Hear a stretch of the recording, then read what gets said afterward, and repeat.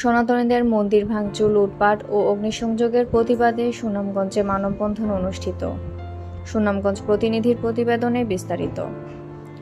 বৈষম্য বিরোধী ছাত্র আন্দোলনের মুখে আওয়ামী লীগ সরকারের পতনের পরপরই দেশের বিভিন্ন জেলায় সংখ্যালঘু সনাতনীদের বাড়িঘর, দোকানপাট, মন্দির ভাঙচুর, লুটপাট ও অগ্নিসংযোগের ঘটনার প্রতিবাদে সারা দেশের ন্যায় সুনামগঞ্জে বিক্ষোভ মিছিল, প্রতিবাদ সমাবেশ ও মানববন্ধন অনুষ্ঠিত হয়েছে। শনিবার বিকেল 4টায় জেলার সর্বস্তরের সনাতনীদের আয়োজনে শহরের ট্রাফিক পয়েন্ট থেকে শুরু করে পুরাতন বাস স্টেশন এলাকা পর্যন্ত হাজার হাজার ভক্তবৃন্দের উপস্থিতি।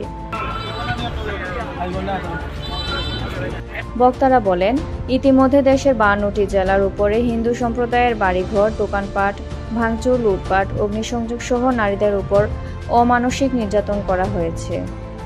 তারা বর্তমান অন্তর্বর্তীকালীন সরকারের নিকট 8 দফা দাবি বাস্তবায়নের প্রস্তাব উল্লেখ করে আরও বলেন, সংখ্যালঘুদের বাড়িঘরে ও দোকানপাটে হামলার ঘটনার সুষ্ঠু তদন্ত করে দোষীদের বিচার করা এবং ক্ষতিগ্রস্ত ব্যবসায়ীদের ক্ষতিপূরণ প্রদান, সীমান্ত অঞ্চলের যেসব এলাকার মানুষজন ঘরবাড়ি ছেড়ে পালিয়েছেন তাদের নিজ বাড়িতে ফিরিয়ে আনা, ঘরবাড়ি নির্মাণ ও পুনর্বাসন করে তাদের নিরাপত্তা নিশ্চিত করা, সংখ্যালঘুদের মন্দির, ঘরবাড়ি প্রতিষ্ঠান ভাঙচুর ও লুটপাটের দ্রুত সময়ে বিচার ও দৃষ্টান্তমূলক শাস্তি প্রদান নিশ্চিত করা, সংখ্যালঘুদের ধর্মীয় অনুষ্ঠান ও উৎসব নির্বিঘ্নে পালন করতে সব রকম ব্যবস্থা গ্রহণ করার দাবি জানান। অন্যথায় এই দাবি পূরণ না হলে লাগাতার আন্দোলনের কর্মসূচি ঘোষণা দেওয়ার ও হুঁশিয়ারি উচ্চারণ করেন নেতারা। আমরা আমাদের ধর্মকে কেন্দ্র করে বাঁচতে চাই।